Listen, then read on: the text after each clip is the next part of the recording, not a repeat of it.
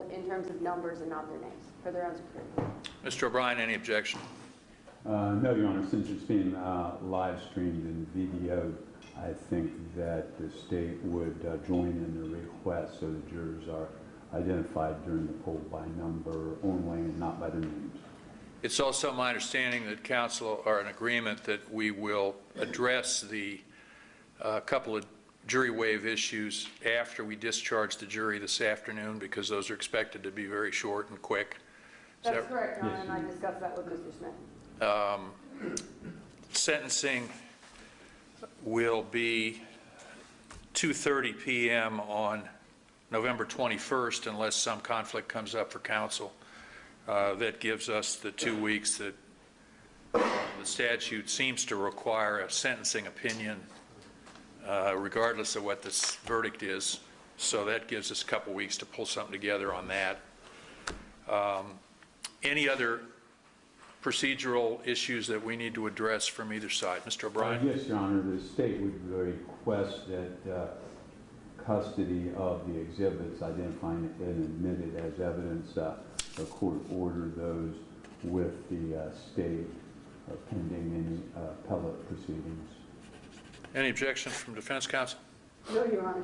All right, we'll order that.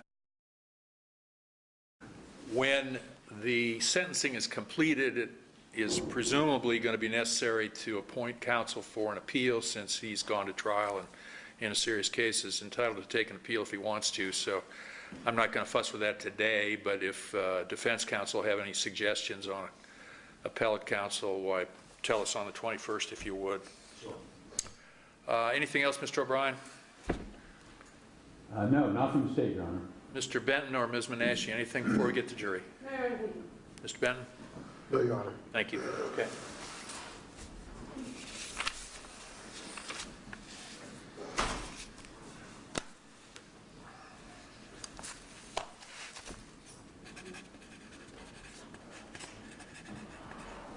All right.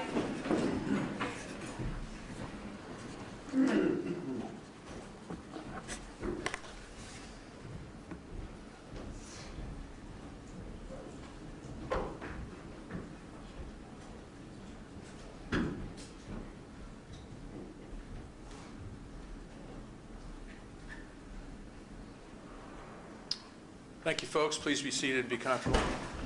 Who is the foreperson? Have you reached a verdict unanimously, or at least on part of the case, if not the whole case? Yes. All right.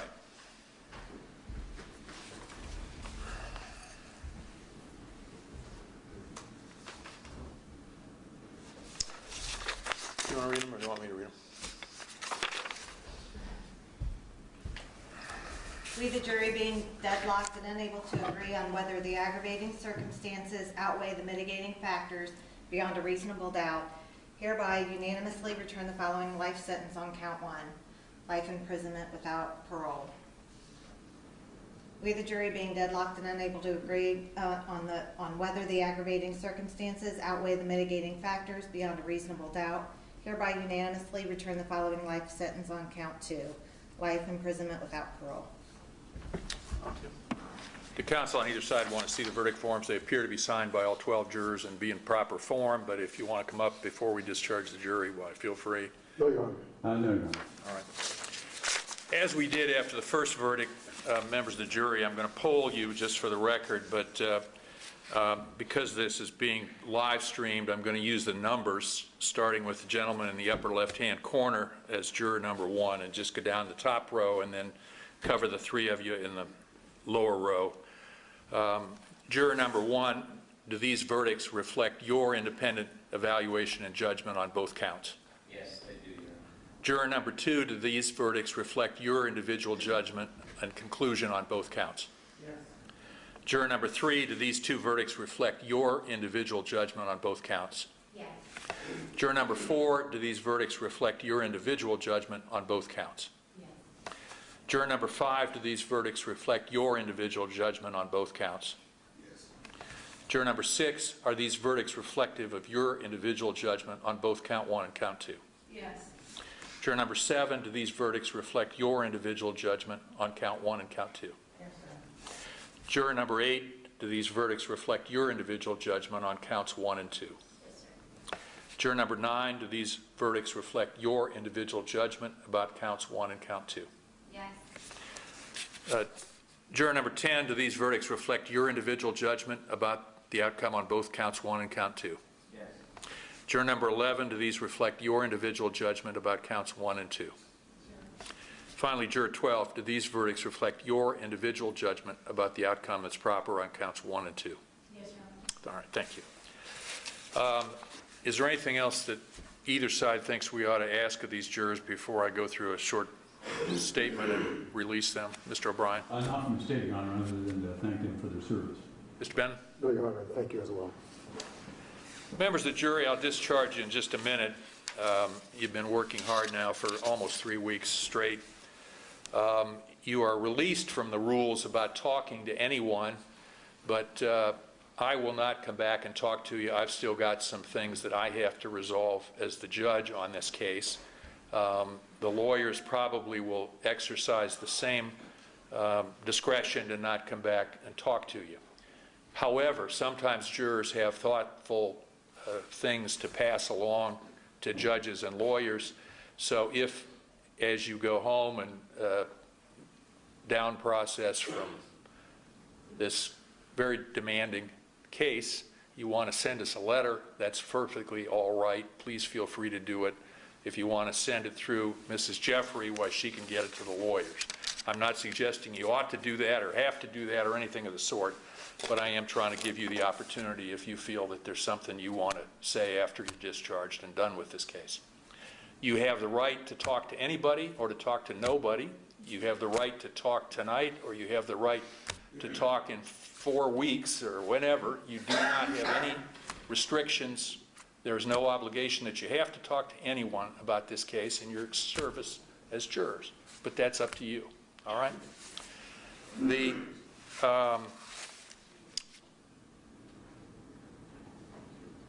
other thing I wanted to say in all seriousness, by way of thanks to you, is that I hope that as you reflect back on the last 3 weeks and all the work that you've collectively and individually put into this case, you'll realize that without really thinking about it, you all got quite an education in the American constitutional system.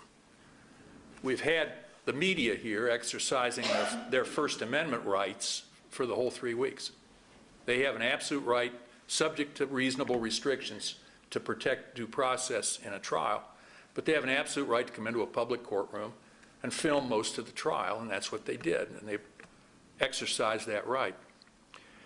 The Fifth Amendment guarantees that a person doesn't have to testify in their own criminal case, and you saw that right exercised. It also promises all of us due process from the police and from everybody else. And Mr. Smith is alive today because the police reflected on him as a human being and made sure he got medical care on February 10th, 2018, that probably saved his life with all those gunshot wounds that we heard about. The Sixth Amendment guarantees each of us the right to counsel, and you saw very fine lawyers on both sides try this case for you. And the Eighth Amendment requires significant procedural guarantees like this two-phase trial if a death penalty's even under consideration. So all of those different parts of the Bill of Rights were played out in front of you this last 3 weeks. And it's something that you might not otherwise think of, but it was really a civics lesson, if you will. I hope you've had a good experience. And I say that not only because I want you to sleep well tonight, but because you have worked so hard and paid close attention.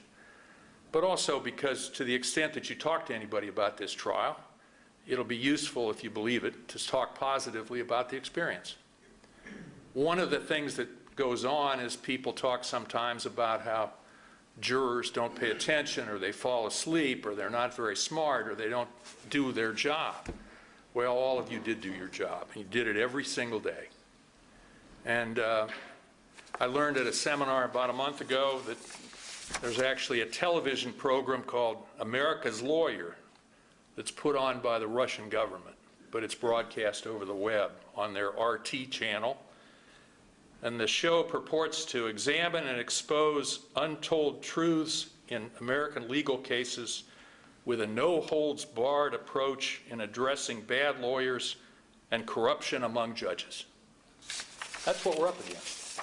And each of you can be a spokesman for the fair system and the fair trial that you gave to Mr. Smith.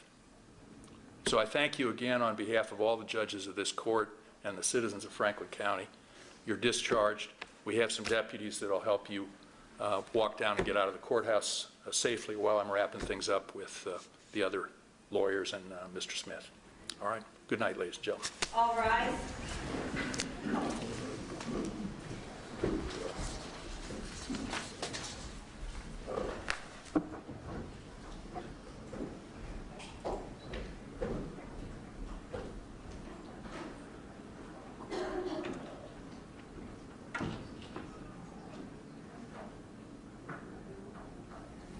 All right, everyone be seated, please. If anybody wants to leave, you can. I've got to cover some loose ends with the lawyers, though. Mr. O'Brien, I believe you are prepared to proceed on the weapon under disability charge, which Mr. Smith waived a jury on, and on the gun specifications. Do you want to address that briefly?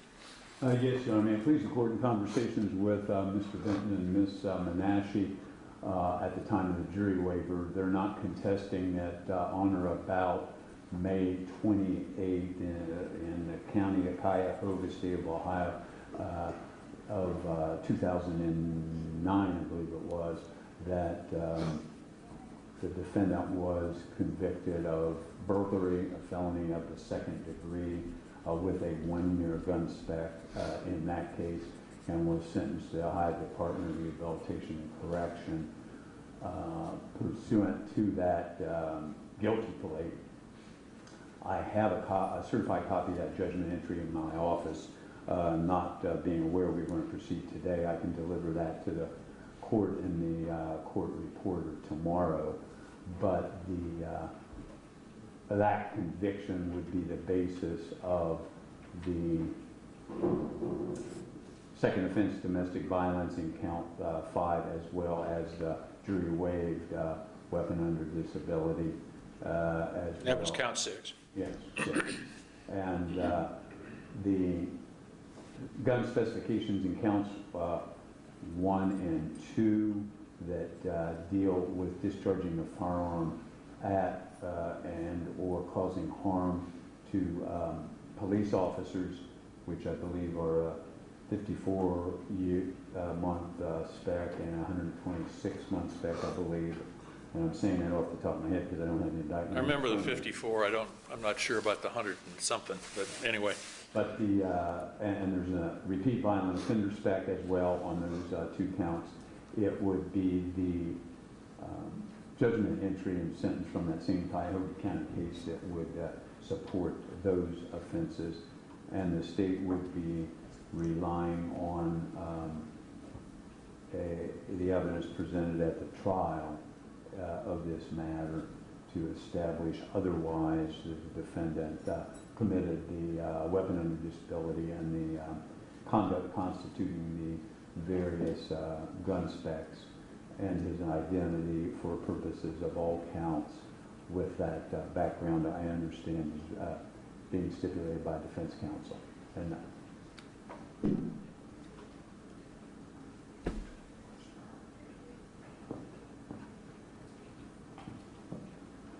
okay, and I guess thinking that counts 3 and 4 will eventually merge, I think Right. the stipulations would apply to counts 3 and 4 as well as the judgment of conviction for the gun specifications in the RVO spec. But the state would understand the court would probably, much like the jury did in the first phase, need to render a verdict on all those counts with respect to the specification, and then merge them on November 21st at the time of sentencing. All right. Ms. Menashe?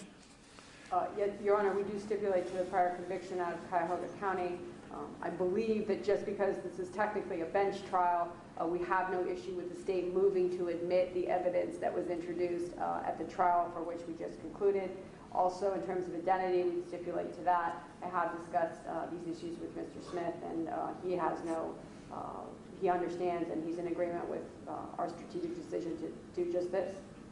Mr. Smith, is that right? Do you understand what we're doing to resolve the weapon under disability charge and the 2 gun specifications and the repeat violent offender specifications that are tag-alongs, if you will, on the aggravated murder charges? Yes, I understand. All right. You're in agreement with what Ms. Menashe said then, right?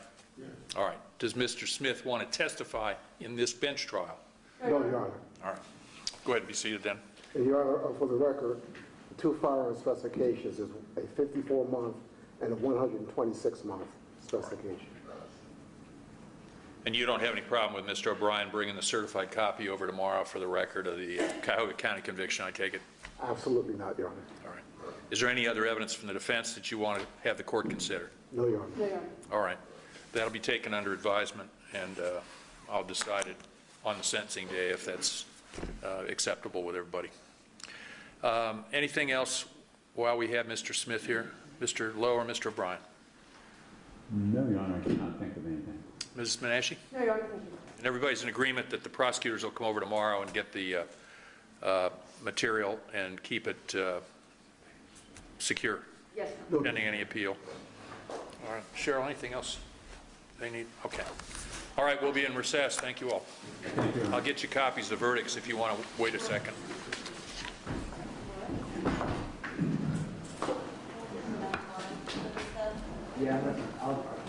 Jimmy's going. Somebody will come over, or else we'll just leave it locked here until they get it. Yeah. Yeah, I'll get it tomorrow.